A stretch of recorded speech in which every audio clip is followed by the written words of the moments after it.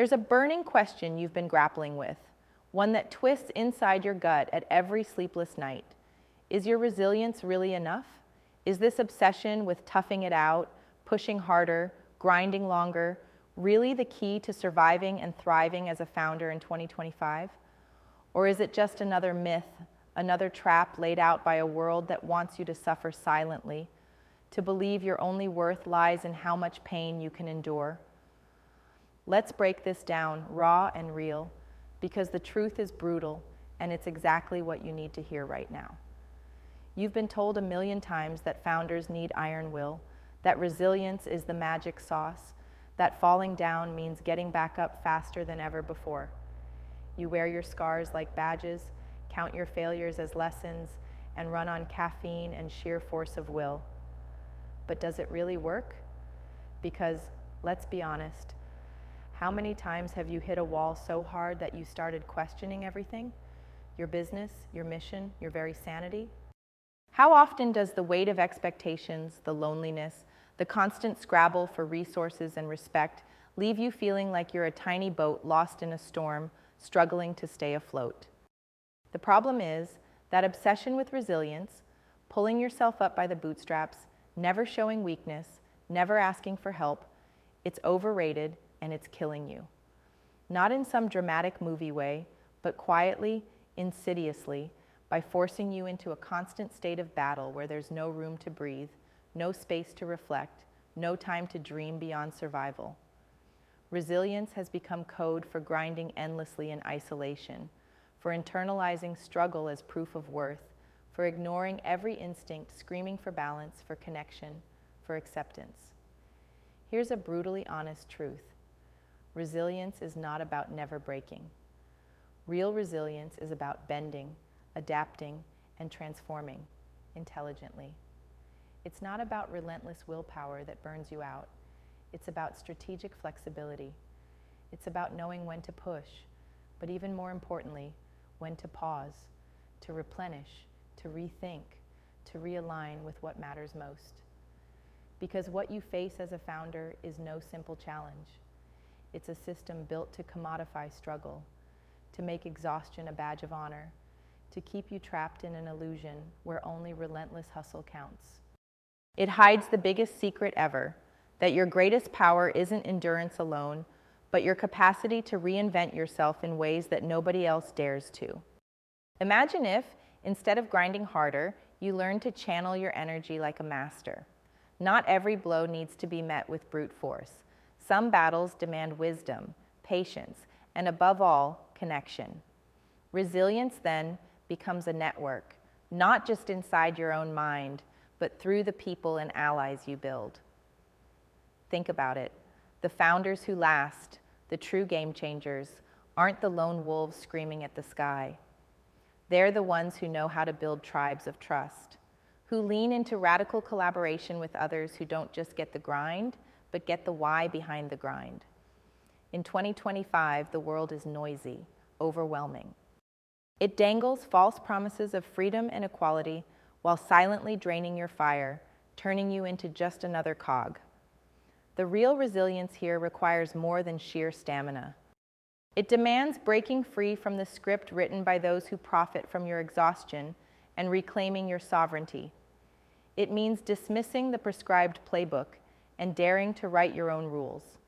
Not just rules about business, but about living, about healing, about evolving into the founder you were meant to be, unapologetically, fiercely human. Here's what's not said enough. The brutal grind mentality negates the fact that humans weren't built to thrive in isolation or endless struggle. You can't out-resilience the world's greatest challenges by sheer will alone. You need allies, not just casual contacts, but a radically supportive network that understands your hunger, your pain, your vision. This kind of network doesn't just boost your morale. It expands your capabilities by connecting you with those whose strengths fill the gaps in yours, who mirror your fire but balance it with wisdom.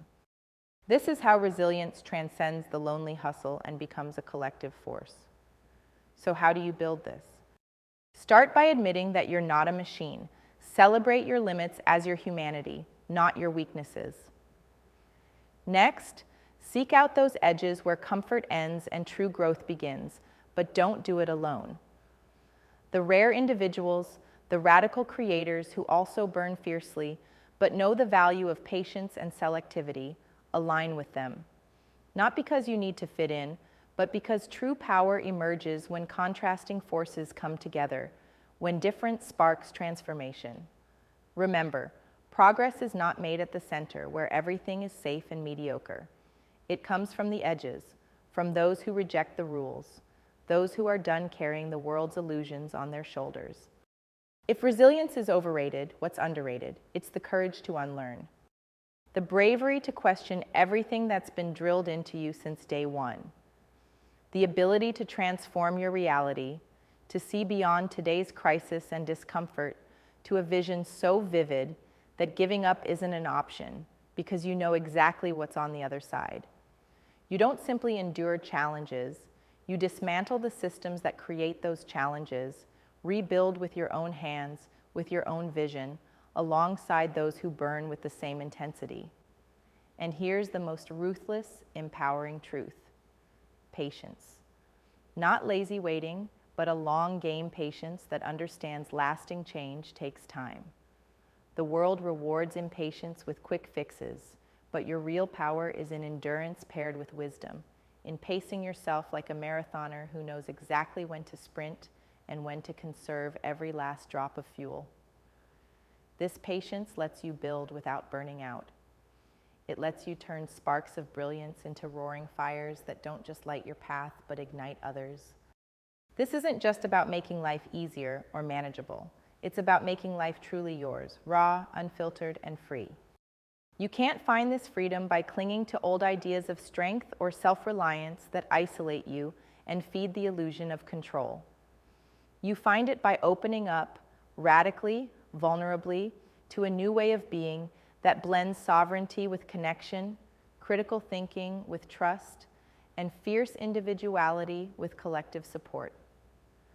You're not called to be a cog.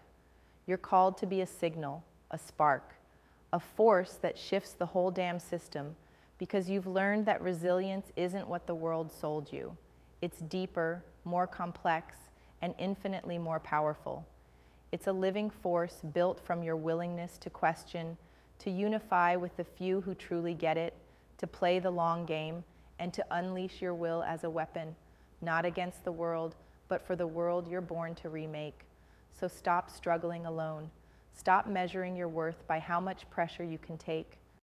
Start redefining resilience every day by choosing where to fight, who to fight with, and how to keep your fire burning bright without burning yourself down. Because the system isn't the enemy. You are the solution the system forgot. And this is just the beginning. The real path forward is waiting beyond resilience.